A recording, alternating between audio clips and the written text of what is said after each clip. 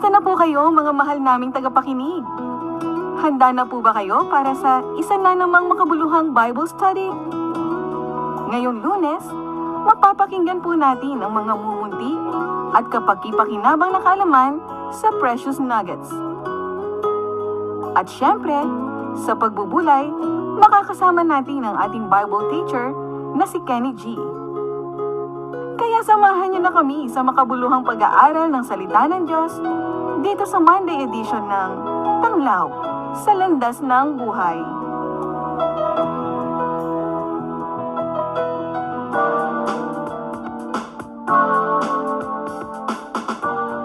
Sama-sama po nating pakinggan ang mga maliliit na kaalaman, ngunit may malaking tulong sa ating buhay dito sa Precious Nuggets. Kasama po si Pastor Ronel Santos Bagiwit. Magandang araw po sa lahat na nakikinig ngayon sa FEBC para sa Tanglaw sa Landas ng Buhay. This is a radio broadcast ministry of Back to the Bible Philippines. Luzon, Visayas at Mindanao, magandang araw po sa inyo. Ngayong araw na ito ay nasa 44th day na po tayo ng Enhanced Community Quarantine at extended po tayo until May 15. Muli, Pastor Ronel Santos Bagiwet po ng Save by Grace Christian Community Church para sa programang Precious Nuggets na nagpapaalala na ang karunungan na sinasapamuhay na mula sa salita ng Diyos ay isang pakinabang sa buhay ng tao. That is why we need to get back to the Bible. Mga kaagapay, may Facebook page na po ang Precious Nuggets. Kaya I personally invite all of you to search, like, and share our page. Malaking tulong po iyan sa pag-spread ng Word of God through social media. Maaari po kayong magbigay ng feedbacks, comments, and prayers na nais po ninyong ipahatid para sa amin. Binabati po natin ngayon ang lahat ng mga frontliners sa atin pong bansa. Ang akin pong dalangin ay nawa ay patuloy po kayong ingatan, pagpalain at samahan ng ating Panginoong Diyos habang pinaglilingkuran po natin ang sambayan ng Pilipino. Ngayong araw na ito at habang nasa Enhanced Community Quarantine ang ating bansa, pag-uusapan po natin ang Precious Nuggets during COVID time. Special episode po natin ito habang ipinapatupad sa atin ang Enhanced Community Quarantine. Kamusta na po ba kayo mga kapatid, mga kaagapay, mga kamanggagawa ko sa Panginoong Diyos? Ang aking pong dalangin ay nawa nasa mabuti po kayong kalagayan. Huwag na huwag po tayong bibitaw. Huwag po tayong titigil na manalangin at magtiwala sa atin pong Panginoong Diyos. Alam naman po natin mga kaagapay ng ating pong bayan ay patuloy na umaharap sa malaking problema ng buhay. Ngunit tayong mga mananampalataya, magpapatuloy tayong aasa at magtitiwala sa ating pong Panginoong Diyos. Ngayong araw na ito, ipagpapatuloy po natin ang ating pong pag-aaral. At day 44 na po tayo ng ECQ. Kaya ang tanong po natin, mga kaagapay, kailan ba babalik ang lahat sa normal? Naitanong nyo na rin po ba ito mga kaagapay? Kailan ba babalik ang lahat sa normal? O kaya, kailan ba tayo makakabalik sa normal nating buhay? Yung tipong mga nanay at tatay na nagtatrabaho ay tuwing umaga, babangon, aalis ng bahay at makikipagsapalaran at maghahanap buhay. Ang mga estudyante ay gigising sa umaga at papasok sa eskwelahan, babalik ng bahay at mag-aaral. Ito yung mga normal na nangyayari sa atin pong mga buhay. Ngunit habang nasa ECQ po tayo, hindi po normal ang ating pong nararanasan. Ito po kasi ay dulot ng pandemic virus COVID-19. Kaya nga mga kapatid, pag-uusapan po natin ang salitang restore. Kailan babalik ang ating pong normal na buhay? Alam niyo po mga kapatid, sa Jeremiah chapter 30, meron pong ipinangakong restoration ang ating Panginoong Diyos sa mga Israelita. Alam naman po natin mga kapatid, ang mga Israelita ay nasakop ng ibang bayan. Particularly, ang bayang Babylonia. Sinakop po nila ang Israelita at ang mga Israelita naman ay naghirap sa kamay at pamahala ng ibang mga lahi. Nakita po natin mga kapatid sa Jeremiah, kung titignan po natin ang background, Jeremiah is an Old Testament exilic prophet. Nung mga panahon na nahihirapan ang mga Israelita, alam naman po natin mga kaagapay, that 70 years of Babylonian captivity ang naranasan ng mga Israelita. For those 70 years, naroroon ang pang-api, pang-alipusta, paghihirap ng mga Israelita.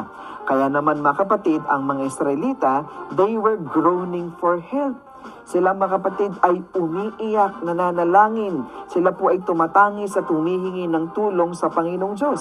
At kagaya po mga kapatid ng kanila pong mga panalangin, the Israelites were groaning for restoration. Kailan ba manonormalize ang lahat? Kailan ba mapapawi ang mga kapaghihatian, mapapawi ang pang-api sa kanila? Kailan manonormalize ang lahat ng nararamdaman po nila? Alam niyo po mga kapatid, tayo sa panahon natin ngayon, we are also hoping for restoration. Sino po ba sa atin ang hindi umaasa na mababalik ang lahat sa normal nating kalagayan? Kailan ba babalik ang lahat sa normal? In the words of God to His prophet Jeremiah, He has promised the restoration of Israel. God is able to restore our nation once again. Yan ang akin pong pinaniniwalaan sa biyaya at tulong ng ating Panginoong Diyos. Again, God is able to restore our nation once again. God is able to bring back the normal. Yan po mga kapatid ay sa biyaya at tulong ng ating Panginoong Diyos. Samahan niyo po ako mga kapatid sa ating pong pag-aaral sa Jeremiah chapter 30 verse 1. Ito po ang sabi ng salita ng Panginoon. The Lord gave another message to Jeremiah. He said, "This is what the Lord, the God of Israel says.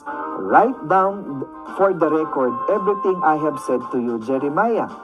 For the time is coming when I will restore the fortunes of my people of Israel and Judah. I will bring them home to this land that I gave to their ancestors, and they will possess it again. I, the Lord, have spoken." Alam niyo po mga kapatid, 3 precious nuggets ang hatid ko po ngayong araw na ito. Una, sa context po ng Jeremiah chapter 30. Sabi po natin, the Lord hears His people. Again, the Lord hears His people. Kung makikita po natin mga kapatid, sa verse 4 ng chapter 30, this is the message the Lord gave concerning Israel and Judah. This is what the Lord says. I hear cries of fear. There is terror and no peace. Alam natin mga kagapay, ng ating Panginoong Diyos, dinig na dinig niya ang hinagpis, ang panalangin, ang sigaw, ang panaghoy nating mga mananampalataya.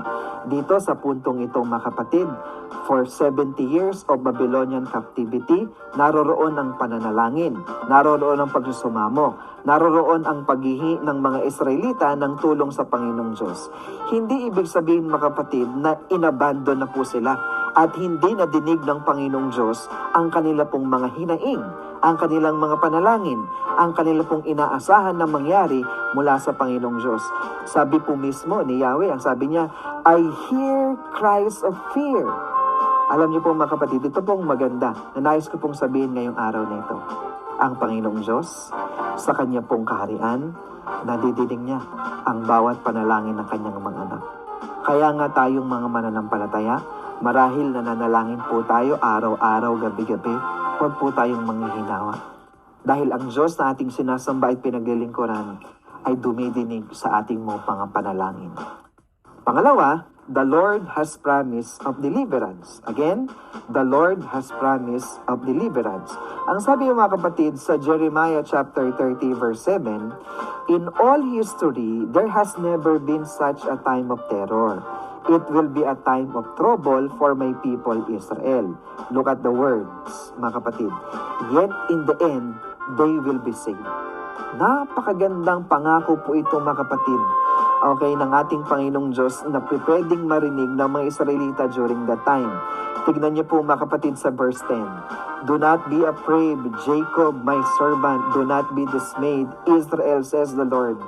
For I will bring you home again from distant land, and your children will return from their exile. Israel will return to a life of peace and quiet, and no one will terrorize them. Alam niyo po mga kapatid, napakagandang pangako ito ng ating Panginoong Diyos. Kaya tayong mga mananampalataya sa panahon nating ito, kung kaya ng Panginoong Diyos na panumbalikin ang lahat sa normal noong mga panahon ng mga Israelita during Babylonian captivity, ngayong pandemic COVID situation, kayang-kaya ng Panginoong Diyos na panadaliin at panumbalikin ang normal na kalagayan ng ating pong pamilya, ng ating pong bansa, at ng ating pong mundo. Magtiwala po tayo sa ating Panginoong Diyos at asahan po natin ang kanyang pangako. Pangatlo, mga kapatid, the Lord will defend His people. Again, the Lord will defend His people.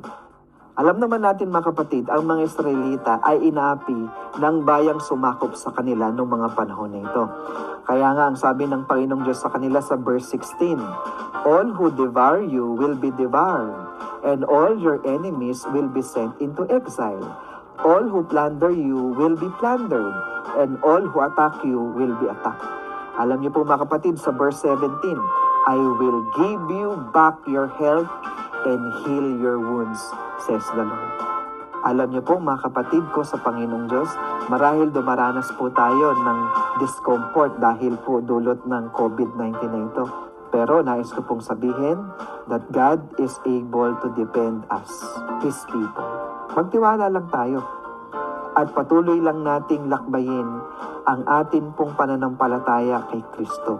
Huwag po tayong susuko, huwag po tayong bibitaw, huwag po tayong titigil na magtiwala sa pangako, sa kaparaanan, at sa naisin at kalooban ng ating Panginoong Diyos sa ating pong mga buhay. Now, ang tanong natin, mga kapatid, ay ganito. Kailan mababalik ang lahat sa normal? Yan din po ba, mga kapatid, ang tanong mo? Kailan titigil? Kailan manunumbalik? Kailan matatapos ang pandemic na ito? You know what?